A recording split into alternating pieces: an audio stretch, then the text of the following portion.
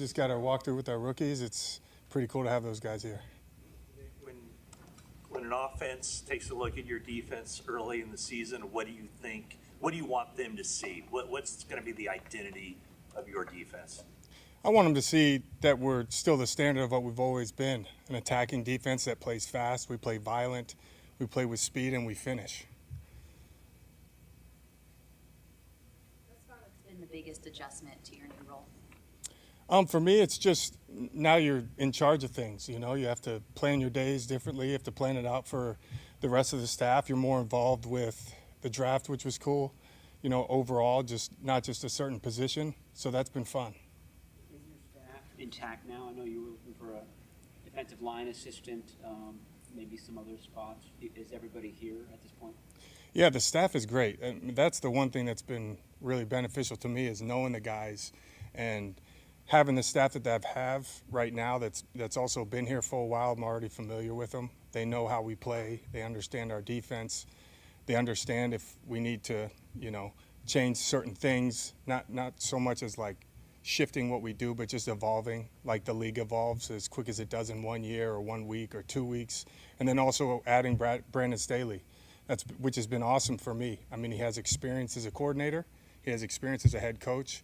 So he sees things holistically. He knows how to build plans, and then just getting him in here and spending extra hours and just talking football with him. He's very bright, and it's really a humble guy who's smart and knows football, and that's been really awesome and helpful for me. How do you explain his role? I mean, what will he be doing throughout the off season when the season begins? Where does he sort of hang out? Really, just how I said it. It's more holistic. He's been kind of helping me overall. He's been involved with pretty much everything, you know, as far as here, we did this. I've been kind of talking him through how we play certain things, watching stuff throughout the league and what other teams do, some of the things that he did. Would this fit? Would it not fit in our defense? And some things I was already familiar with just watching different defenses. You naturally see other defenses do things. And he's been more connected with the DBs and the nickels and, you know, but he also has experience elsewhere with DNs and outside linebackers. But with the staff that we have, I think for me it's going to just be really helpful that he's done it before and he's had success and he's been a head coach as well. So it's just, like I said, it's been great. Nick, you're a first-time coordinator. What is it that you think got you this job? I think you'd have to ask Kyle and John and ownership. I think I mean, I was here. I understand the defense, familiarity with it, with the guys, and how we play, what's expected. I think we all know what we expect out of the defense and our team, so probably have to ask Kyle about that. Kyle has alluded to, upon hiring you, getting kind of back to what you guys have been in the past, where maybe it veered off a little bit from that last year. Specifically, where did things maybe go away from that last year, and how do you get things back to that?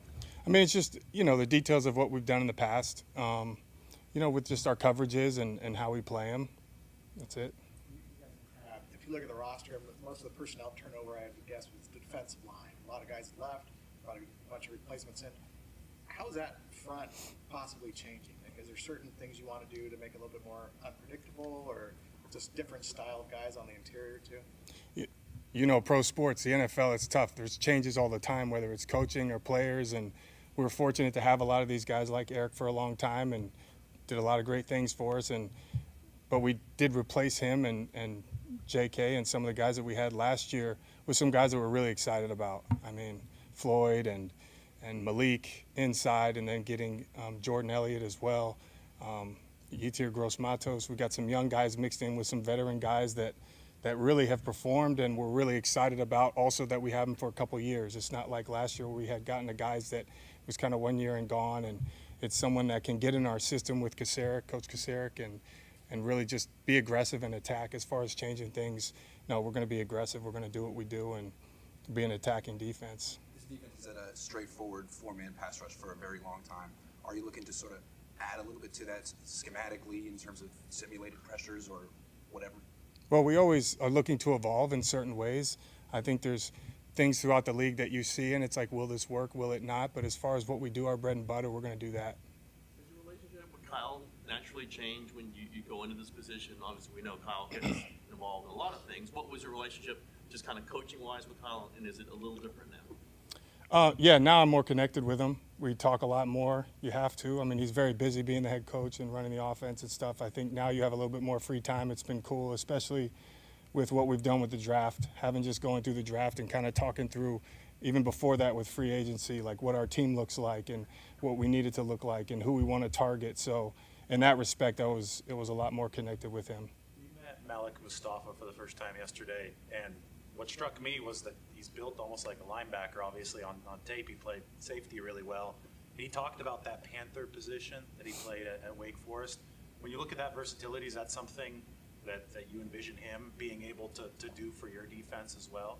I just think with safeties today and defensive backs today, you need to be versatile. Even linebackers, I mean, look at what we've done with certain guys that have kind of been in different positions, and it's such a fast game, and you offenses look to expose you in certain ways, so you have to be, versatile. So we like when guys have the versatility, but we also just loved his play style. Even with Renardo Green, it's how he played, and even with Tatum Bethune, they fit how we want to play football and how we do play football. And when we see guys like that, it's like, okay, do they fit us? And he does. What learning lessons do you take away from last year now in your new role? Excuse me? What learning lessons do you look at from last year now going into this position? Well, I think you learn every year. I think for me, it's more just getting prepared for the season and getting our players prepared and our staff and everybody prepared that we're playing and presenting it to our players in this, with one voice, and we're doing it all with the same direction. And that, again, like I said, speed, violence, and finish is what I want it to look like. Your name has come up for the past year or so. It's been in relation to the ball, emphasis on taking away the football. How did that role come about? And I mean, it seems kind of obvious. You want to take the ball away. You want to keep the ball on offense. How did that come about, and what is your emphasis when it comes to generating takeaways? Yeah, taking it, and it was also about protecting it to our offense and special teams involved in that too. Kyle does the meetings on Thursday for the team. They're always, it's different people have done it in the past here. And when I first got here, I did the same thing for Pete Carroll in Seattle for 4 years. So when I came, I kind of found out that I had done it in the past. And so I naturally went in here and did it. But it's just technique. It's more mindset than anything. You have to think about it, and you have to train that thought, and then it becomes habit, whether it's attacking it or protecting it.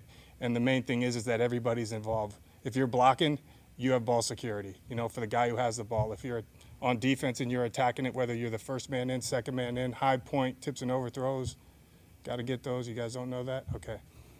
Along with Pete Carroll, who else has influenced you in your coaching career? There's been a lot. Probably too many to name. I mean, I played for a lot of really good coaches, even, like Frank Beamer in college, and Bud Foster was our D coordinator, and, going through the 10 years playing, a lot of really good coaches. Do you do over the offseason and just evaluating offensive trends and maybe how you want to combat those, or do you do that work? Say that again?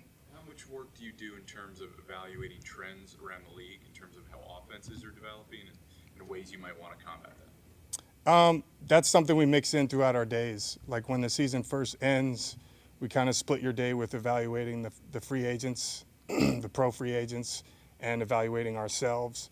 And then after that, it turns into the draft while you're still doing that. And then you start to do little projects that are evaluating what's happening in the league. And we give those sections to different coaches, and we're continually watching it. And always, like I said, you try and learn, you try to evolve because you want to win games. Nick, you had some really good. Speaking of that self-evaluation, the run defense did slide last year relative to the years before. Is there anything in particular that you guys are looking at philosophically this year to write the course in that regard? There's certain things we learned when we watched it, and we're going to get it corrected. Nick, last year you guys drafted Winters and Graham, and they looked really good in the preseason. They didn't play a lot as the season went on. How do you evaluate their rookie year? And with Greenlaw out, do you expect those guys to contend for that starting spot opposite Fred?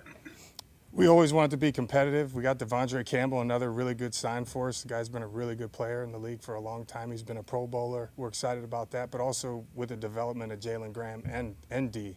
The way that those guys play, again, Jalen played more of, he was a high school quarterback. He was more of like a safety type that played more out of the box, like Fred Warner did, that you kind of move in. So sometimes, with him, it's just making that transition. And then D, D has come a long way too. Now we love his play style. He plays fast. He's physical, and I think both those guys so far, what we've seen, they just continue to grow, and want to see them compete once we get to these next couple of weeks and then into training camp. When you mentioned Brandon Staley saying, Dad, I've used this a little bit more here, are there situations where you're like, well, maybe, like, let's see, you got to see on the field, and it won't be known maybe until training camp? I mean, might you try to just kind of try stuff and see what works? We did that a lot. That's football. You try something and it may not work.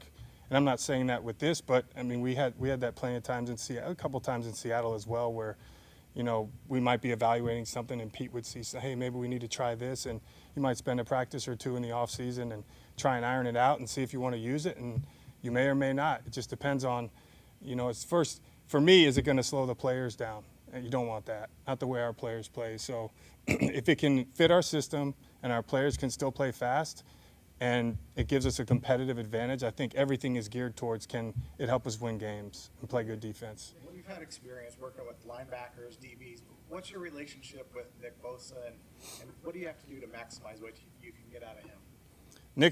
Nick's great. You never have to question how he's working. We hope to get him here in a couple of weeks, for, like he always comes back here towards the end. And relationship's great. He's one of the best in the league, and he was, Defensive Player of the Year for a reason. I think a lot of the stuff that gets overlooked is how he plays in the run game. He's real physical. He's not just a guy that can get to the quarterback and affect it, which he does that at an elite level also. What did the defense lose when Talanoa Hufanga went down last season, and what is it gaining when he comes back? Main thing with him is he's got experience and he's a heck of a player. He's really, really good at communicating. He's smart. He sees things, has a full understanding of our system. And when he gets back, we're going to be excited. I know he's excited. He was out there on the field the other day at our, we're in phase 2 right now, so we're on the field doing a little bit of, work with our players and just talking to him. He's excited. So when he's ready, he'll be ready, and we'll be excited to have him back. Obviously, your first podium moment, you're going to have many more. People are now looking at you on how this defense is going to run. We know there's been a few defensive coordinators through here last few years for promotions or otherwise. Have you had to brace for this? Just the public-facing part of this. People are going to be watching you on the sideline. People might be mad if the defense doesn't play great. They might love it when the defense doesn't plays tremendously. Are you ready for this? Yeah, I'm excited. Like I said before, for me, we all know the standard here, and we all want to win. We all want to play great defense, and that's the expectation. But I have that on myself. Our coaches do. Our players do. What is said, I'm not really worried about it.